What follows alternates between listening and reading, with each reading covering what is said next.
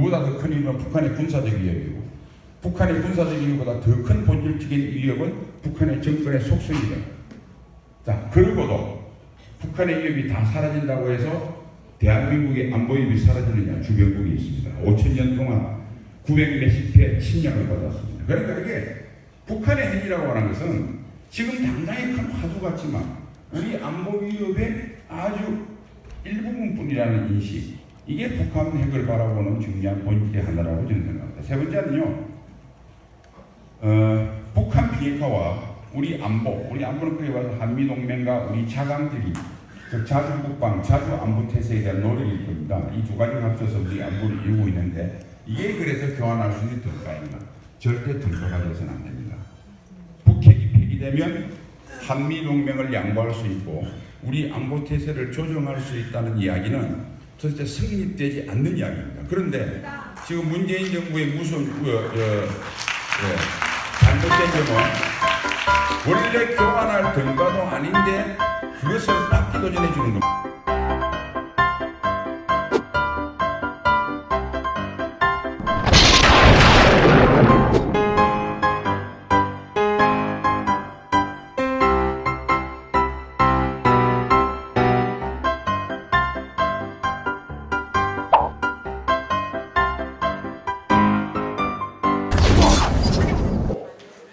그걸 위해서 북한 폐기는 더 나은 안보와 평화를 위한 완화된 하나의 수단일 뿐이다. 이렇게 저는 생각합니다.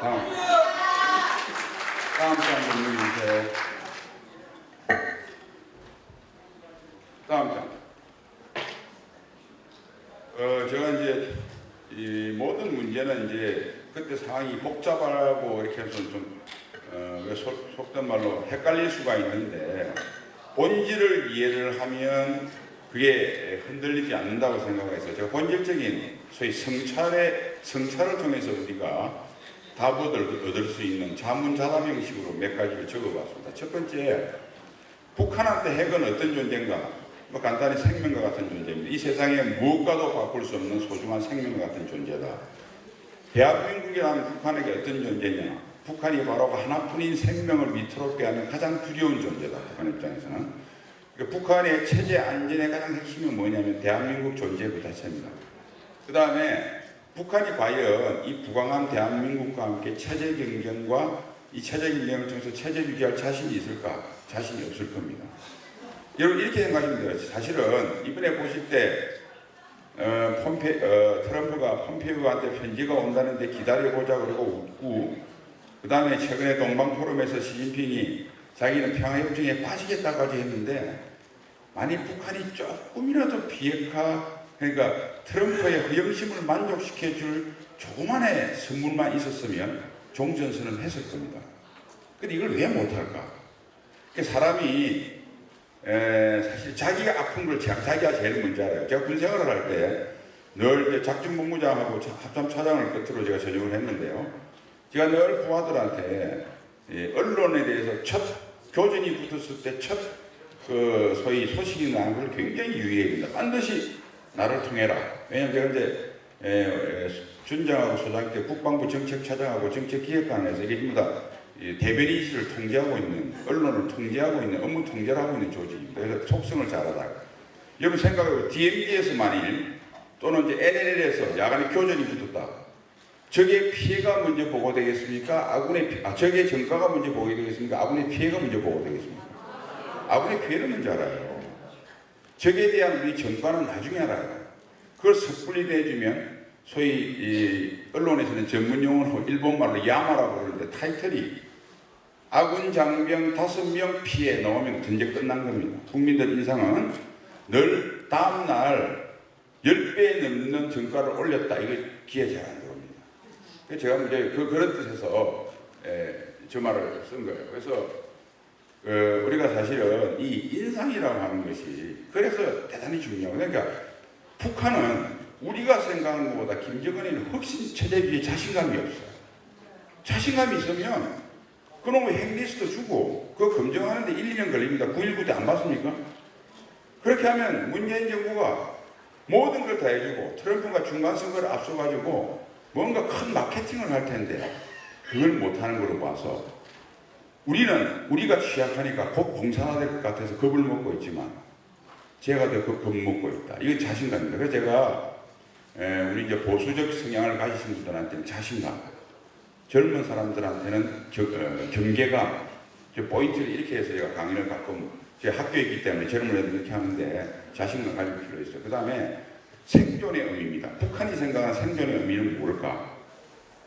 아마 단기적으로는 의미로 했을 때는 우리하고 생각하는 생존이면 같을 거예요. 남북한이 공존해서 현 체제를 유지해서 살아가는 거예요. 그런데 앞에 말씀드렸습니다. 북한 체제의 가장 큰 위협은 부강한 대한민국이라고. 그러면 북한의 영구적이고 장기적인 체제 안전은 적합니다. 북한이 말하는 체제 안전은 적화를 이야기합니다. 그 다음에 이렇게 중요한 것 같고 북한이 교환할 다른 가치가 있을까? 자, 생명인데 다른 사람이 돈을 좀 준다거나 좋은 아주 말을 한다거나 팔다리 비튼다고 해서 목을 내놓겠습니까? 그러니까 역대껏 소위 좌파 정권은 좋은 말과 돈으로 북한의 생명인 핵을 내놓으라고 이렇게 빌었고, 비겁한 우리 우파 정권은 팔다리 비트는 데 만족했습니다. 다 책임이 있습니다. 좌파는 그렇게 니들이 뭐 했느냐? 제가 요와 비슷해서 한 가지 말씀드리겠습니다. 우리가 클린턴 정부 때요. 사실 이제 제네바 합의가 94년도에 이루어지고 쭉 그런 대로 잘 진행되어 왔어요. 그러니까 이제 농축 우라늄은 그 오메가2 원자로는 확인하기 간단하거든요. 그러니까 북한이 이거 가지고 도저히 미국 감시망을 피할 수 없으니까 잘 아시다시피 칸 박사를 통해서 파키스탄에서 농축 우라늄을 들여가요. 그 사고가 이제 북한이 속이고 있다는 게 드러났어요. 그래서 조지 W. 부시가 들었습니다. 조지 W. 부시는 실수한 게 있어요. 볼턴하고. 북한이 약속을 어기기 때문에 미국이 제네바 합의를 깹니다. 그리고 중요한 게 방치를 해줘요. 그러니까 그때 사실은 콜린 파월이나 그다음에 부장관이었던 아미티지는 북한이 잘못했지만 절대 협상을 깨지 말고 물고 들어가서 끝까지 내려놓게 합시다 그랬어요. 그런데 볼턴이나 그다음 이런 사람들은 또 조지 W. 부시 같은 사람들은 철저히 선악론자거든요. 악당하고는 대화할 필요가 없다. 그럼 악당하고 대화 안 하면 두들기 패든지 해야죠. 대화를 끊고 아무 조치를 안 했습니다. 그러니까 북한이 지금의 핵을 완성시킨 것은 도덕은 앞서는데 전략이 부실한 조지 W. 부시 정부의 역할이 큽니다. 그러니까 좌파는 이거 공격합니다. 게임기에 부시고 조치를 안 했다. 그 말도 일견 맞다는 걸 알고 대응을 해야 된다는 점을 제가 말씀드립니다. 그 다음 두 번째는 북한의 핵은 우리 안보 위협의 일부인가 전부인가? 당연히 일부입니다. 이것을 전부로 생각하는 순간 우리가 더 큰 걸 잃을 수가 있다. 그래서 사실은 북한 위협의 핵심은 북한 군사력보다 3대 세습 극악무도한 북한 정권의 속성이 있습니다. 정말 북한이 우리와 같은 정상적인 나라라면 다소 100만 군대를 갖고 있건 없건 우리가 큰 위협을 덜 느낄 겁니다. 전쟁을 결심할 수 있고 비무장 민간인한테 대량 살상 무기를 사용할 수 있는 정권이기 때문에 그 속성이 위험한 겁니다. 그러니까 북한, 이 말은 뭐냐면 북한의 정권의 속성이 바뀌지 않는 한 김정은이가 개가천선하든지 별로 가능성은 없지만 아니면 제대로 된 이성적인 정권이 들어서기 전까지 북한의 위협은 핵이 아무리 있건 없건 관계없이 사라지지 않는다는 사실을 이해를 하셨으면 좋겠고, 그 다음에 두 번째 북한의 군사력입니다. 그다음 그 군사력 중에서 가장 중요한 것이 핵일 뿐입니다. 자, 이렇게 정리되겠죠. 북한의 핵은 북한 위협의 핵심이긴 한데 일부다. 그보다 더 큰 위협은 북한의 군사적 위협이고, 북한의 군사적 위협보다 더 큰 본질적인 위협은 북한의 정권의 속성입니다. 자, 그리고도 북한의 위협이 다 사라진다고 해서 대한민국의 안보 위협이 사라지느냐? 주변국이 있습니다. 5,000년 동안 900몇십 회 침략을 받았습니다. 그러니까 이게 북한의 핵이라고 하는 것은 지금 당장의 큰 화두 같지만 우리 안보 위협의 아주 일부분뿐이라는 인식, 이게 북한 핵을 바라보는 중요한 본질의 하나라고 저는 생각합니다. 세 번째는요, 북한 비핵화와 우리 안보는 크게 봐서 한미동맹과 우리 즉 자주국방, 자주안보태세에 대한 노력일 겁니다. 이 두 가지가 합쳐서 우리 안보를 이루고 있는데 이게 그래서 교환할 수 있는 등가인가?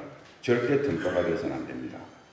북핵이 폐기되면 한미동맹을 양보할 수 있고 우리 안보태세를 조정할 수 있다는 이야기는 도대체 성립되지 않는 이야기입니다. 그런데 지금 문재인 정부의 무슨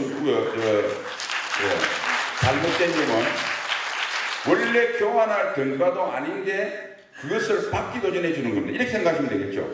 저 텔레비전이 100만 원짜리입니다. 그런데 1000만 원 돈을 내놓고 텔레비 파는 사람한테 텔레비를 사겠다 약속을 받아냅니다. 그 약속도 어영부영했어요. 구체적으로 안 해서 우물우물했어. 근데 그 텔레비 파는 사람은 선금을 받고도 단 한 번도 제대로 텔레비를 우리한테 준 적이 없는 사기꾼이야. 그러니까 사기꾼한테 10배 되는 돈을 주면서 약속도 못 받고 집에 와서 부인한테 텔레비 샀다. 집에 쫓겨나겠죠? 1000만 원짜리, 100만 원짜리, 1000만 원짜리 사오죠. 그 다음날 나중에 배달받아 보니까 박스는 LG전자대인데 안에는 들어있는 게 아무것도 없다. 휴지 종만 들어있다. 뭐 이런 꼴이 우리가 늘 당했던 거거든요. 그러니까 그런 건 등가가 안 됩니다. 그래서 마지막 우리 이렇게 생각하시면 됩니다. 북한에 핵이 있고 폐기를 못 시켰어요. 핵이 있고 그러나 한미동맹이 튼튼하고 우리의 자주국방, 자주안보태세가 튼튼한 이게 좋으냐? 북한 핵도 없고 주한미군도 없고 한미동맹도 파기되고 우리 안보태세도 무너진 미래가 좋으냐? 그런데 더 골치 아픈 것은 북한에 핵이 있고 한미동맹이 무너지고 북한이 핵이 없다고 하는 것은 정치적 선언에 불과하고 실제로는 다량의 핵무기가 지하에 어딘가 있는 상태에서 북한에 핵이 없다고 하는 정치적 선언에 만족해서 우리의 안보태세를 허물고 한미동맹이 파괴된 참혹한 미래와 만날 가능성이 지금 이대로 가면 많다는 점이 우리의 상황입니다. 다음. 그동안 북한의 비핵화는 왜 실패했는가? 첫 번째, 북한의 핵 개발에 대한 의지와 능력을 과소평가했습니다. 아까 말씀드린 대로 북한의 핵은 생명입니다. 정말 우리가 산업화와 민주화라고 하는 한강의 기제를 이룬 동안 똑같이 우리 한민족과 우수한 DNA를 공유한 북한은 모든 역량을 핵에 집중시켜서 핵을 개발하는 세계사의 기적, 대동강 기적을 이루었습니다. 그러니까 저 의지와 능력을 우리와 국제사회가 과소평가했다는 점이고요. 두 번째, 이 동기와 대가의 불일치인데 이게 무슨 말이냐면 그 핵에 대한 어떤 특정 사물에 대한 내가 애착과 동기가 강하면 강할수록 제재와 협상은 택이라는 관계나 양립하는 관계가 아니라 상호 보완적인 관계입니다. 그러니까 생명과 같은 핵을 반드시 생명의 위험이 가는 질식할 것 같은 제재가 먼저 있어야 제대로 된 협상이 가능합니다. 협상은 그것부터 시작됩니다. 그러니까 이 관계를 제재 만능론 또는 협상 만능론이 문제가 아니라 두 개가 동전의 양면처럼 물려 들어간다. 특히 지금 문재인 정부 좌파 정부들의 제재 무용론, 협상 만능론은 기본적으로 동기가 생명과 같이 강력한 동기를 가진 북한이 핵에 대한 인식에 대한 차원으로부터 출발했다. 이렇게 저는 생각을 합니다. 두 번째 보시면 효과 있는 대북 제재가 시행된 지 1년 반이라고 하는 것은 이건 뭐 여러 번 잘 아실 겁니다. 유엔 제재가 9개 나왔는데요. 6번째가 2270까지는 북한의 해외 통상을 합법거래와 불법거래로 구분하고 합법거래는 민생거래, 불법거래는 무기거래입니다. 무기거래만 핀포인트로 딱 제한했어요. 그런데 북한의 통상이 무기거래가 차지하는 비율이 5% 얼마 안 되죠? 전혀 지장을 안 받죠. 근데 무기거래는 증거를 잡기도 어렵습니다. 거기다가 중국이 이중 플레이를 합니다. 또 문제는 북한의 통상은 우리는 모든 사기업이 통상을 하지만 북한은 100% 공기업이 합니다. 북한의 공기업의 오너는 김정은입니다.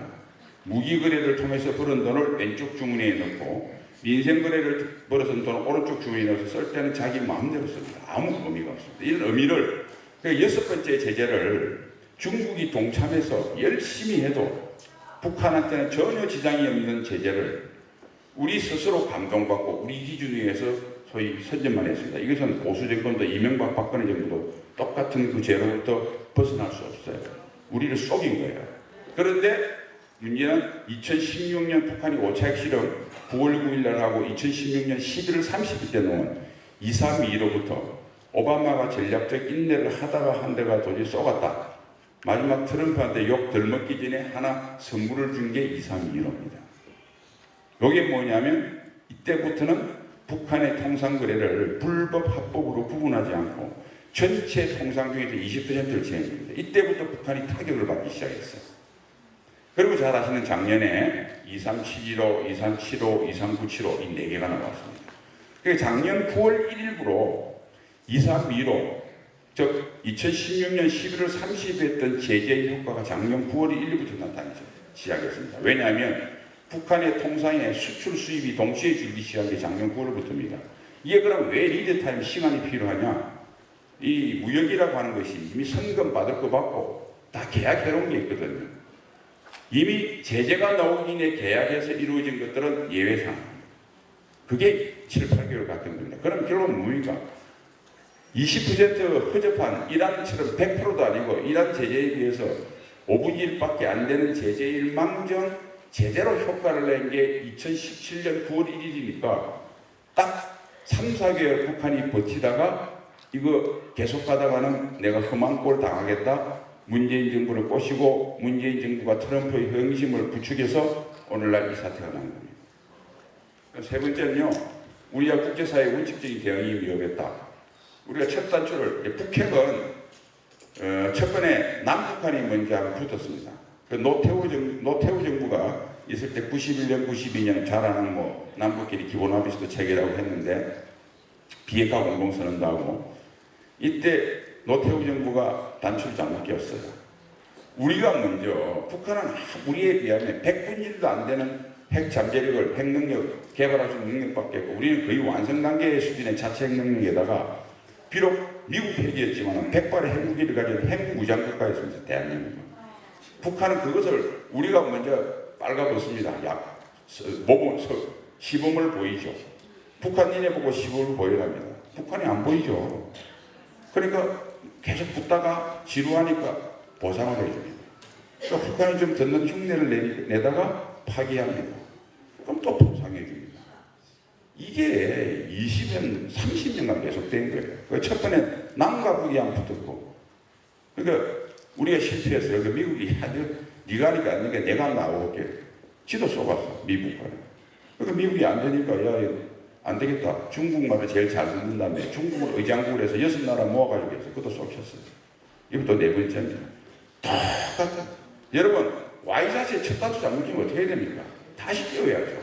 이 잘못 끼운 거를 계속 한다고 이 Y자세가 제대로 이 모양이 갖춰집니까?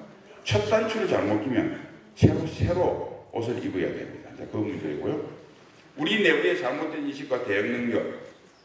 1차 북핵위기가 있던 93년 3월 12일 북한이 NPT를 탈퇴하고 시작된 3월 12일부터 2002년 10월 켈리 특사가 방북했을 때 농축 우라늄 개발을 시인했을 때라고 우리가 속칭 1차 북핵위기라고 합니다. 그때 우리 사회에 처음에는 유시간치 않은 좌파 지식인으로부터 출발해서 전 국민 상식이 된 말. 북한은 살기 위해서 미국과 협상카드를 만들기 위해서 핵을 개발한다. 무기가 아니죠. 협상카드죠. 그 다음에 북한의 핵 문제는 남북 간의 문제가 아니라 미국하고 북한 문제, 북한과 국제사회의 문제다. 자, 우리 문제도 아니고 무기도 아닌 협상카드에 신경 쓸 필요 있습니까? 그냥 즐겁게 생활하면 되죠. 그런데 98년도 북한이 대포동 미사일을 시험을 하고 2006년도 1차 핵실험을 하자 북한이 이제는 핵 능력을 갖추는 게 가시화된다. 그때 우리가 유일하게 전 세계에서 그때 미사일을 맞출 수 있는 미사일이 패트리어트 3입니다. 그것을 우리가 도입하려고 하니까 노무현 정부와 좌파 언론 지식인들이 합체를 해서 미국산 대탄도탄 미사일을 사오면 미국 MD에 가입하는 거고 중국 자극한다. 그래서 우리는 구입 안 하고 일본은 그렇게 해서 일본은 지금 철벽방어가 되어 있어요. 우리는 북한 공군은 더 이상 한미 공군의 우수한 질적 우위에 비해서 전혀 우리한테 위협이 안 되는데 여러분 요새 민방군에 사이렌 불면요 북한 비행기 우리한테 폭탄 터질 비행기 한 대도 없습니다. 미사일이 떨어집니다. 장사정도나 하늘에 날아오는 북한의 위협은 비행기 위협은 없어진 겁니다. 그런데 아직도 공습하고 있어요. 공습할 비행기 어디 있습니까? 그러니까 공습할 비행기도 없는데 비행기 맞추는 미사일을 그 수조로 들여서 왜 쏴요? 이런 허황된 것 때문에 아무것도 못했어요. 한국군은 스스로 북한의 핵미사일을 한국군 단독으로 제대로 신뢰성 있게 이제 막 파편 형식으로 쪼매서 보완을 했는데 히투킬이라고 저렇게 직격형으로 때려야 됩니다. 미사일은. 왜냐하면 비행기는 파편이 돼서 연료통에 구멍도 나오고 부시지만 미사일은 쇳덩어리이기 때문에 그대로 쇳덩이를 부셔버려야 돼요. 그런데 핵무기는 소위 장치가 기폭 장치가 그 조건이 돼야 터지지 미사일을 만들어 터지는 게 아닙니다. 그러니까 히투킬을 해서 정확하게 쇳덩어리를 부셔야 되는데 그 미사일은 오래되기 시작합니다. 뭐예요? 이게 이런 논리를 했대요. 사드 때 똑같은 데자뷰가 됐죠. 그러니까 25년 동안 이런 쓸데없는 공론과 담론하고 이게 꼭 조선시대하고 어쩜 그렇게 같은지 하려면 충분히 할 수 있는 것들을 바로 저렇게 해서 했습니다. 그래서 이제 마지막으로 앞으로 남은 논리가 이럴 겁니다. 아까 말한 대로 북한의 핵은 뭐 무기가 안 된다 하다가 북한 핵을 막을 수 있는 능력을 갖추면 중국 자극한다고 해서 딱 이제 마지막 북한의 핵이 딱 되면 벌써 우리 대통령도 그런 말씀하시고 이 소위 이쪽에 전국에 통해 있으신 분들이나 그쪽 좌파 언론 좌파학자들 그런 이야기를 하죠. 북한의 핵은 이제 비핵화시키기는 끝났다. 북한 핵은 폐기시킬 차원이 아니라 억제하고 관리할 차원이다. 이곳하겠다는 소리입니다. 말은 조식해 보여요. 아주 뭐 무슨 박사해가지고 이곳하겠다. 그 다음 마지막에 주한 한미동맹이 파괴되는 날 이런 담론이 놓이게 될 겁니다. 삶이 아무리 참혹하더라도 죽는 것보다 낫다. 멋있잖아요. 그러면 항복하는 겁니다. 우리 사회의 마지막 북한에 굴복하는 가는 길에 두 가지 중요한 담론이 있습니다. 이건 귀를 기울이다가 이런 소리가 텔레비 나와서 하고 뭐 신문에 나와서 하고 무슨 외국에서 좋은 대학 박사 나온 사람이 아주 유식하게 이야기하는 날, 우리 목숨은 경각에 달렸다고 생각하시면 정확할 겁니다. 다음.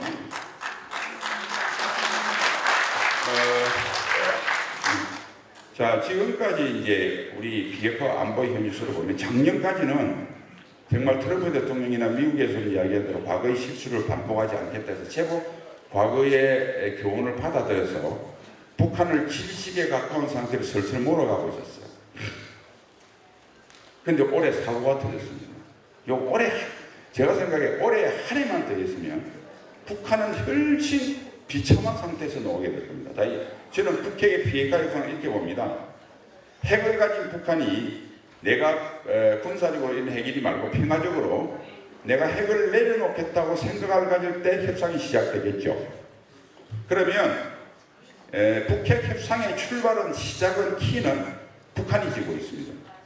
그 다음에 이 비핵화 협상이 성공하느냐 실패하느냐의 99.9%는 어디에 달렸냐면 북한이 자 지금부터 협상합시다 나올 때 북한이 어떤 상태에서 나오느냐에 따라 달립니다. 북한이 버틸 수 없는 상태에서 나오면 제재 해제만으로 우리가 원하는 CVID 군사적 신뢰 구축, 평화체제 구축 다 얻을 수 있습니다. 그런데 북한이 버틸 수 있는 상태에서 이점에서 나올만 하다라고 나오게 되면 북한은 미국을 위협하는 핵이나 또는 국제사회에서 정치적으로나 외교적으로나 비핵화로 상징적으로 할 수 있는 조치를 하고 우리한테 얻을 수 있는 거 다 얻을 수 있습니다. 우리가 할 수 있는 한미동맹을 와해시키고 우리 안보태세를 흠모고 제재는 당연한 거고요. 막대한 경제지원에 우리가 쓸 수 있는 모든 카드를 북한의 상징적이고 외교적이고 정치적인 스테이트먼트, 선언에 다 소진하고 말 겁니다. 2017년은 북한한테 견딜 수 없는 상황에서 협상에 나오도록 상황이 한 20, 30% 조성되어 나오는데 북한이 손짓하면 하니까 우리 문재인 정부가 결정적인 북핵 위기가 시작되고 한 번도 조성해보지 못한 가장 결정적인 국면에서 가장 유리한 국면에서 가장 불리한 국면으로 절대 3개월 만에 천재적으로 바꿔놨습니다. 천재입니다. 문재인 대통령. 그 문제는 그럼에도 불구하고 더 중요한 거는 이제 저게 또 두 번째 천재적 행위인데 그렇게 유리한 것을 3, 4개월 만에 그렇게 불리한 걸로 바꾸는 그 천재적 재주도 탁월한데 두 번째 조주는 아까 말씀드린 비핵화가 하고 되더라도 절대 우리가 보상을 주면 안 되는 훨씬 높은 가치에 있는 우리 안보 태세를 북한이 말하기도 전에 다 허물어버리고 있습니다. 그러니까 이런 겁니다. 여러분들 협상이라고 하는 것을 주고받는 겁니다. 우리가 북한한테 받고자 하는 것은 CVID, 과거와 현재와 미래의 모든 핵을 완전히 제거한 것이 우리가 받고자 하는 계산서일 겁니다. 그럼 우리도 뭔가 내놔야 되잖아요. 저는 이렇게 봅니다. 한미동맹과 우리 안보태세에 관계없는 불가침 협정이나 예를 들면 종전협정 이런 것들도 이게 영향이 없으면 정치적 선언, 외교적 선언을 해줄 수 있어요. 그 다음에 경제적 역대 핵을 개발한 나라가 핵을 포기했을 때 제재 해제만 했지 경제 지원을 한 적이 없습니다. 그 제재 해제는 해주고 다른 나라한테는 함도 안 해주지만 어차피 통일되면 한민족이니까 같은 우리 민족끼리니까 경제 지원 좀 해줄 수 있다고 봅니다. 그러나 절대 해주면 안 되는 게 안보적 보상입니다. 그 다음에 또 하나 해주고 싶어도 못 해주는 게 있어요. 북한 체제 내부 모순에 의한 체제 안전 못 해줍니다. 그런데 북한이 이번에 판문점 선언 때 2-1항 이걸 요구해서 우리가 들어준 거거든요. 남과 북은 지상해상 공중길 그리고 기타 공간에서 군사적 긴장과 충돌이 될 수 있는 모든 적대기를 중단하기 이게 좀 해주겠다는 소리거든요. 자, 우리가 2차 세계대전 이후에 2차 세계대전은 독재 정권이 전쟁에 의해서 히틀러처럼 무너졌습니다. 2차 세계대전 이후에는 이라크의 후세인을 제외하고는 다 자체 모순에 의해서 체제가 무너졌습니다. 북한이 자기가 잘못해서 자기가 경제를 못하고 인권 탄압하고 그래서 무너지는 것을 우리가 어떻게 책임집니까? 그리고 기타 공간에서 그런 북한의 체제를 비난하는 것을 조중동에서 비난한다고 우리 정부나 국민이 책임져야 되고 좋습니다. 그럼 우리나라 신문이니까 책임집시다. CNN이나 워싱턴 포스트나 뉴욕타임즈에 나오는 걸 우리 어떻게 책임집니까? 유엔 인권위원회에서 북한의 체제를 비판하는 것을 우리가 책임집니까? 그러니까 저거를 지금 2-1항에서 판문점 약속했다는 게 어떤 문제냐면 북한이 언제든지 그들의 필요에 의하면 약속을 어기고 도발로 돌아갈 수 있는 명분 돌아가더라도 북한은 절대 국제사회에서 나쁜 짓 한 게 아니라고는 면죄부를 준 것이고요. 그 다음에 북한이 이번에 CNN 보도를 내가 눈 감아줄 테니까 쌀 100만 톤 내놔라. 과도한 포상을 할 수 있는 백지수표를 준 겁니다. 그래서 이게 주고받는 걸 잘해야 돼요. 자, 마지막으로 우리한테 가장 중요한 것은 문재인 정부의 남북관계 최우선주의. 이것은 위대한 노무현 대통령의 유산이죠. 남북관계만 잘 되면 안보든 경제든 국민의 생명이든 다 깽판 쳐도죠. 다. 이 말씀을 그대로 충실히 수행해 계신 훌륭하신 문재인 대통령님의 남북관계 최우선주의와 트럼프의 미국 우선주의가 김건모의 노래처럼 잘못된 만남을 하게 되면 대한민국 역사에 사라집니다. 다음에 주세요. 향후 관련 전망은 좀 간단히 말씀드리면 저는 굉장히 긍정적으로 봅니다. 북한이 비핵화 안 할 거거든요. 내년에 모든 것이 드러나게 되어 있습니다. 결정적인 시기를 우리가 이성을 가지고 기다리면 됩니다. 왜냐하면 자 이렇게 보세요. 아마 올해 한 6월달 싱가포르 회담 정도 하고 뭐 길게 잡아도 지금 이 순간까지는 우리가 백화점 가서 물건을 샀습니다. 근데 직접 눈을 보고 못 샀고요. 홈쇼핑 보고 샀어요. 그런데 돈 내고 거기에 싸서 지금 택배로 오고 있는 중입니다. 이제 현관문쯤 왔어요. 택배 왔어요 했어요. 현관문을 열었습니다. 이 순간 지금 이까지 이제 이 시간이 오면 뜯어서 열어봅니다. 이게 내가 원하는 명품을 내가 신청했는데 이게 짝퉁 들어있으면 열받죠. 지금 뭐냐면 이제 우리가 경제적인 정책이나 문재인 정부가 출범을 해서 굉장히 포장과 기대로 마케팅을 했어요. 근데 배달되는 순서가 제일 먼저 배달되는 게 뭐냐면 일자리 정책입니다. 이 바로 나타나요. 그 다음에 어떤 경제라도 산업 구조조정 이런 것들은 뒤에 나옵니다. 그 다음에 뭐 기업의 대기업의 뭐 이런 뭐 여러 가지 무슨 경쟁력 제고 뒤에 나타납니다.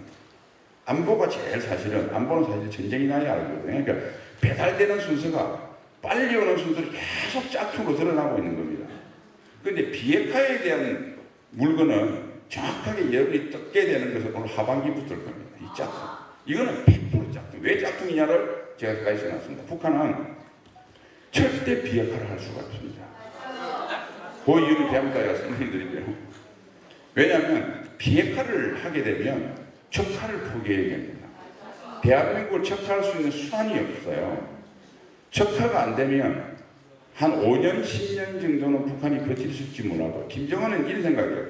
이게 왜 임기가 정해진 나라들은 정상적으로 갈 수밖에 없냐면 제가 5년만 잘하면 되거든요. 근데 김정은이 자기 아들까지 나라를 물려줘야 되는데 그동안 척화가 안 돼야 돼. 5년, 10년이 문제가 아니야.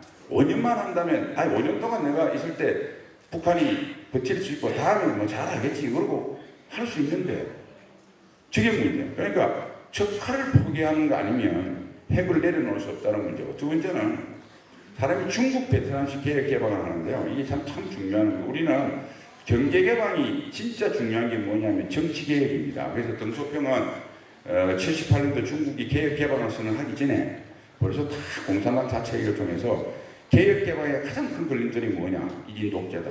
뭐 대통령 1인 독재를 없앱니다. 그리고 1인 독재를 없애기 위해서 자유민주주의처럼 다당제는 할 수 없지만 공산당 내 체크 앤 밸런스를 이루자. 그래서 상하이방, 태자당 이래서 하고, 그 다음에 한 사람이 10년 이상 하면 안 된다. 그러면 10년 이상 할 수, 내가 100년을 내 죽을 때까지 아들까지 할 수 있다는 가능성이 열리면 이 권력을 유지할 가능성과 국민을 잘 살게 하는 가능성이 충돌할 때는 권력을 지탱하는 걸 선택하게 돼 있습니다. 그리고 역대 똑같습니다. 열심히 일해서 사람이 아무 생각, 그러니까 너무 배고파도 문제지만 열심히 일해서 삼시세끼 밥 먹은 이상 주면 반드시 정치적 욕구를 인간은 하게 돼 있어요. 그러니까 더 잘 사는 북한 주민은 삼시세끼 해결이 되고 입밥에 고기 구을 넘어서 자가용을 가지게 되는 북한 주민은 3대 세습세와 동의할 수 없습니다. 그래서 덩소평이 한계를 둔 거예요. 베트남은 호치민이라는 사람은 상당히 공산주의자고 훌륭한 사람인데 이 사람은 1인 독재에 관심이 없었어. 자기 동상도 못 세우고 했어요. 바로 집단지도 지져 들어갔습니다. 그래서 80년도가 도이모이가 이제부터 개혁개방 선언을 했는데 미국한테 지켜가지고 94년도 미 베트남 수교대로 바람에 돈이 들어온 겁니다. 그러니까 이게 무슨 말이냐면 중국 베트남식 개혁개방을 하려면 김정은이 이 북한 주민이 불쌍한 북한 주민의 삶의 질의 향상과 내 3대 세습이 충돌할 때 내 3대 세습을 포기할 수 있다. 그리고 더 나아가서 대한민국 같이 위대한 국가가 되려면 김정은이가 우리 박정희 대통령처럼 내 무덤에 침을 뱉으라는 각오를 하면 개혁개발 가능합니다. 경제개발 가능합니다. 저거 가능하겠습니까? 불가능합니다. 그런데 여기 재밌는 건데요. 자, 이건 역지사실로 김정은 입장에서 생각해 봐야 돼. 자, 내가 뭐 문재인 대통령 말도 있고 트럼프 대통령 말도 핵을 다 내려놓다고 그래요. 문재인 대통령이 계속 자기처럼 100년을 하고 트럼프가 계속 100년을 하면 괜찮을 것 같은데 이게 정권 바뀌어서 아니야 그러면 사고가 나잖아요. 그 고무추도해야지 사람이. 여러분 김정은 같으면 핵 안 고무추도겠습니까? 그 다음에 미국이라는 나라가 재밌는 나라입니다. 우리는 우리한테 국가이익에 도움이 된다고 그러면 인권이 참혹한 국가와도 얼마든지 장사해요. 미국도 물론 국가이익이 우선입니다만 미국이 메이플라워를 타고 미국에 올 때부터 기본 정신이 인권이다. 자유, 인권 이에 대해서는 누가 CNN에서 북한의 인권이 참혹하다 하면 여론이 확 바뀝니다. 대표적인 게 두 가지만 드릴게요. 80년대 레이건 대통령이 미국에서 굉장히 인기 있는 대통령이거든요. 그런데 레이건 이란 컨트라가 뭐냐면 79년도 이란 호메니 혁명이 일어났을 때요. 2차 월척이 났죠. 어쨌든 지금 잘 아시는 미 대사관 인질 사건이 났습니다. 카터 대통령이 델타 포스를 집어넣었는데 실패했어요. 그리고 인질이 계속 잡혀 있습니다. 그러니까 자국민이 잡혀 있으니까 레이건 대통령은 빨리 구출해야 될 거 아니에요. 그런데 군사답게 나면 실패했으니까 다시 하자니까 부담이 되고 협상을 시작합니다. 그런데 이란이 요구합니다. 이란 이라크 전쟁 중인데 미국이 이라크를 지원해서 무기를 대주니까 도대체 우리도 너 그 좋은 무기 좀 대주라. 그래서 비밀리에 이란에 무기를 주는 조건으로 인질을 석방하고, 우리 같으면 우리 국민을 오는데 아직 그 무기 좀 준다고 뭐가 그래 하겠어요. 미국은 여론이 확 돌았습니다. 저렇게 인권하고 이상한 나라한테 무기를 주다니, 설사 우리 국민을 구출하지 못하도록 인질 가족들까지. 그게 이란 콘트라 사건입니다. 레이건이 탄핵당할 뻔했어요. 니카라구아 콘트라는 뭐냐면 1962년도에 소모사라고 하는 웨스트포인트 나온 군사 독재 정권을 했는데 산진스타라고 공산 게릴라들이 공산화시켰습니다. 그런데 공산 게릴라들이 실정을 거듭하니까 70년 말부터 우익 게릴라들이 반정부 활동을 해요. 여기 무기를 대주는 거예요. 그런데 우익 게릴라들이 이 사람들이 마약도 거래하고 뭐 부녀자 극간도 하고 이렇게 도덕적으로 별로예요. 그게 CNN이나 막 보도돼요. 그러니까 그렇게 도덕을 지키지는 못하는 군대, 설사 우리 국가에 이게 도움이 되더라도 무기를 해주는 것은 반인권적인 조치다. 그래서 살짝 대주다가 걸렸어요. 이게 이란 콘트라 사건, 니카라구아 콘트라 사건, 미국이 그런 나라입니다. 94년도 제네바 합의를 하고 클린턴 대통령이 미국 수비를 해주려고 했어요. 그래서 울브라이트가 하고 조명록이가 DC에 가고 이렇게 일어났어요. 그런데 마지막에 왜 미국 수교를 하려고 그러면 미의회 동의를 받아야 됩니다. 이분질입니다. 그런데 왜 포기하겠어요? 북한이 농축우라는 문제도 일으켰지만 공화당에서 통상 인권은 민주당이 강한데 공화당이 역으로 공격합니다. 역으로.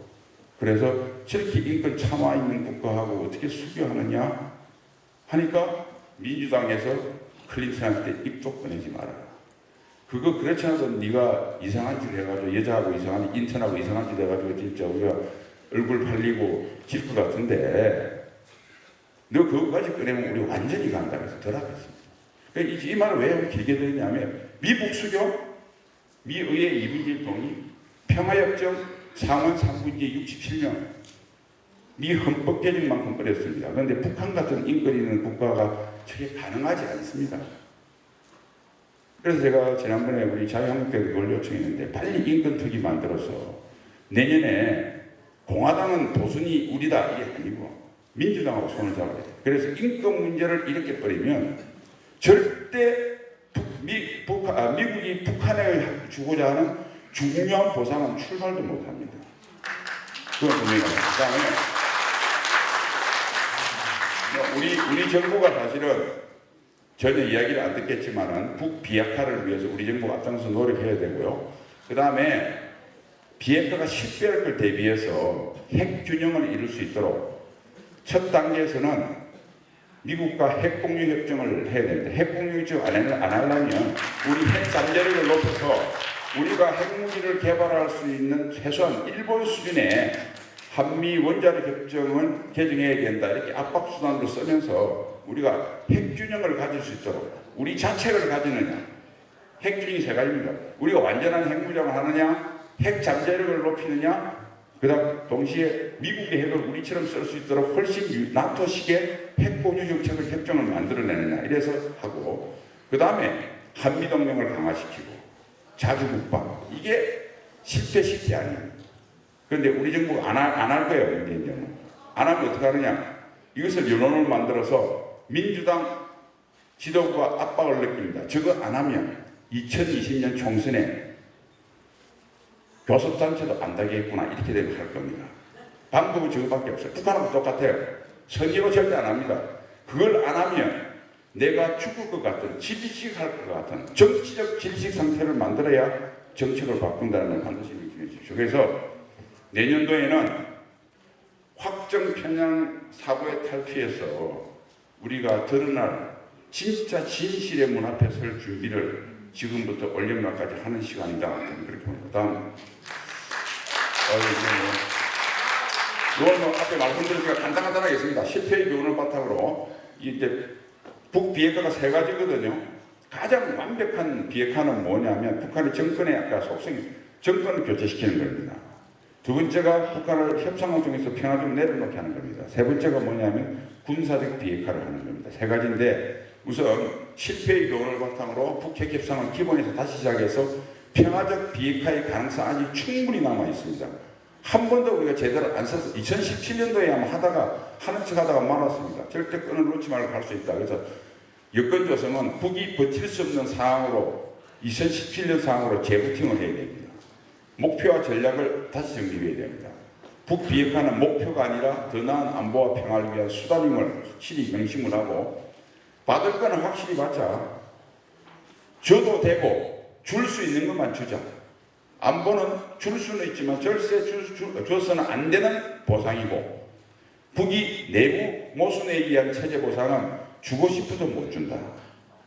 그래서 절대 주면 안 되고 줄 수도 없는 것을 준다고 덜렁 약속해가지고 나중에 엉망이 만들지 말자. 줄 것만 주자. 줄 거 주는 것은 외교적 보상과 경제적 보상이다. 이 원칙을 정해놓고 이 보상도 함부로 주면 안 됩니다. 제가 이런 이야기를 합니다. 이걸 비핵화 입구에서 줄 것인가, 마지막 비핵화 출구에서 줄 것인가, 중간에 줄 것인가, 내가 줄 수 있는 카드를 다 골라놓고 안 되는 거 빼놓고 외교적 경제적 보상 카드를 쫙 열거해서 요건 언제 준다는 걸 정확하게 전략을 세워야 됩니다. 여러분 이런 겁니다. 우리 아들이 있는데 학교 다니고 맨 싸움박질을 합니다. 한 달 내내 안 가. 불렀어요. 제가 100만 원을 굉장히 귀중시하거든요. 100만 원만 달라는 게 소원이거든요. 아빠가 앞으로 이번 학기 끝날 때까지 학교 계속 나가고 반에서 30등 안에 들면 100만 원 줄게 했습니다. 그런데 다음날 그 약속에 그 당근에 혹한 우리 아들이 학교에 한 달 동안 안 가다 드디어 갔습니다. 부부가 감동의 물결입니다. 엉엉 웁니다. 집에 와서 100만 원 줘버립니다. 끝입니다. 그러니까 한미연합훈련 중단이나 저런 것들은 설사 카드를 줘도 안 될 카드지만 굳이 줘서 조금 흉내를 낸다 하더라도 마지막에 줄 카드를 입장도 안 해서 줬다는 거죠. 그러니까 이런 모든 것을 재부팅해야 된다. 다음,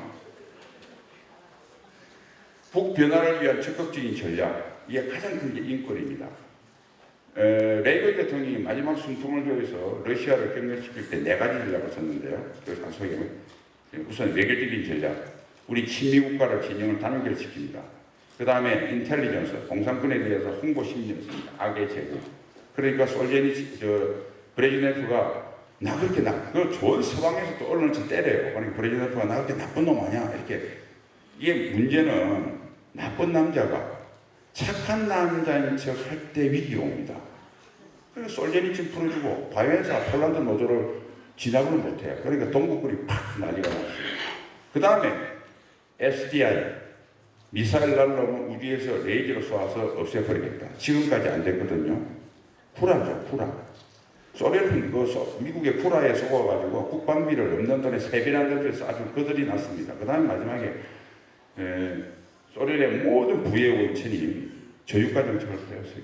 그러니까 2차 오일쇼크가 나서 1불에 36달러던 것이 산유국 정산시키고 그래서 85년대 1불에 28달러까지 내렸는데 결정적인 것이 북해산 브렌트예요. 그리고 70년 중반에 해상유진이 발견됐는데 돈이 없어 영국이 개발을 못하는 것을 레이건 정부가 월가를 동원해가지고 로얄 터치시라는 그걸 개발해요. 그게 오늘날 북해산 브렌트입니다. 85년 말에 터졌습니다. 그게 10달러로 떨어졌단 말입니다.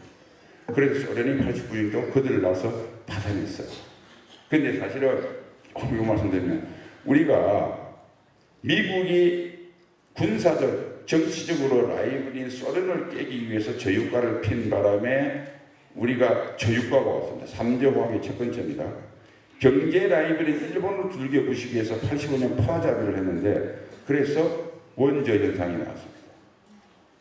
그리고 일본 앵고를 시키니까 금리 부담이 되니까 저금리 정책을 폈습니다. 그러니까 80년대는 뭐냐면 박정희 대통령이 만들어놓은 중화공업이 돈을 많이 안 내, 돈이 당장 안 되고 우리 한국 경제에 큰 건설을 해놨는데 주름살이 있는 순간 우리 전두환 정부에서 철저한 한미 공제에 의해서 미국이 2등을 두들겨 펼 때 옆에 붙어서 반사이익을 다 봐서 중화공업 화학대국은 바로 그때 86년, 7년, 8년 당군일의 최대 호황이란 삼재 호황은 미국이 경제적 라이벌인 일본과 안보적 라이벌인 소련을 두들겨 때리면서 나온 결과였어요. 지금 중국을 두들겨 빼면서 나온 결과 세계 요동을 칩니다. 그런데 불행한 것은 그때 80대처럼 반사이익을 얻기는커녕 같이 가게 생긴 것이 한국의 큰 리스크입니다. 그 다음에 이제 비핵화 실패 가능성에 대비한 아까 공유체제, 우리의 대응 능력 이런 것들은 군사적으로 갖춰야 된다. 그 다음에 이제 대응 능력에 한 가지 말씀드리겠습니다. 북지도부 제거 능력은 굉장히 중요한 게 됩니다. 이게 왜 그러냐면 우리가 공포의 균형이라고 하는 것이 상호 확정 파괴라고 하는 것이 대개 대상이 거래 대상이 양국 국민입니다. 그러니까 평양 주민 500만, 서울 시민 500만이 한 방에 죽을 수 있으니까 우리 전쟁하지 말자는 게 일반적인 공포의 균형입니다. 그런데 북한은 평양 주민 몇백만, 천만이 되었던 간에 김정은 목숨이 더 중요합니다. 그 다음에 북한 주민도 그것을 인정해요. 총폭탄 정신으로 최고전범을 존엄하자고요. 그럼 어떻게 되겠습니까? 대한민국 국민의 많은 국민의 목숨과 김정은 지도부의 목숨은 등가로 교환할 공포의 대상이 되는 겁니다. 그러면 미국이 가지고 있는 핵전력은 북한의 대량 파괴를 의미를 하고 우리가 갖고 있는 제식 정립 타격은 김정은 지도부만 제거할 수 있다 그러면 공포의 균형으로서 완전성이 높아지는 겁니다. 그래서 우리가 그걸 하는 건 대단히 중요한 겁니다. 이런 말이고요. 첨단 비핵 전략무기 개발, 그러니까 핵이라고 하는 것은 70몇 년 전에 개발된 지금도 설계도만 있고 물질만 있으면 서울공대 학생들이 핵무기 만들 수 있습니다. 고급 기술이 아닙니다. 그런데 그게 너무 위력이 커서 68년도 기존 갖고 있던 나라는 갖고 나머지는 못 갖게 해서 국제 레짐이 나온 거죠. 그러니까 우리가 레이저 무기라든지 비살상 뭐 이런 여러 가지 무기라든지 전자적 무기라든지 다 여러 가지 이런 전략 무기들이 지금 굉장히 또 개발되고 있거든요. 이거 빨리 서둘러야 됩니다. 언젠가 이 위력이 세상에 밝혀지는 날 반드시 국제 레짐이 나옵니다. 그때까지 개발한 나라들은 갖고 있고 앞으로 개발하지 못해. 국제 레짐이 갖고 있던 사람과 갖고 없던 사람이 큰 시장 장벽을 쳐버립니다. 맞습니다. 그래 빨리 개발해야 돼요. 그 다음에 마지막으로요. 이게 아까 저 네 가지 다 설명을 못 드렸는데 저런 첨단 전력들은 어떤 무기들이냐면 어떤 배경 기술들이냐면 첨단 ICT 기술이나 나노 기술이나 첨단 소재 기술이나 우주나 이런 것들입니다. AI 이런 것들입니다. 우리가 70년대 닉슨이 들어서고 카트까지 들어서서 한미동맹을 결정적으로 문제가 생기니까 박정희 정부는 자주국방했습니다. 자주국방 하려고 하니까 중화공 인프라가 없으니까 21조 방위세부터 21조의 재원을 모아서 중화공 중점 투자합니다. 대한민국 먹거리를 마련한 겁니다. 지금 제대로 된 정부가 서서 저거 투자하면 앞에서 말씀드린 그 기술이 있죠. 우리 아들 손자들이 다시 먹고 살 수 있습니다. 70년대 자주국방은 한강의 기적을 만드는 밑거름이었다면 제2의 자주국방은 또다시 대한민국의 한강의 기적을 만드는 두 번째 밑거름이 될 겁니다. 잘 살기 위해서 하는 것보다 죽을 것 같아서 북한이 핵을 개발하듯이 죽기 살기로 하기 때문에 그렇게 우수한 대한민국의 DNA가 더 내고 활성화되는 것이죠. 이상 설명 마치겠습니다.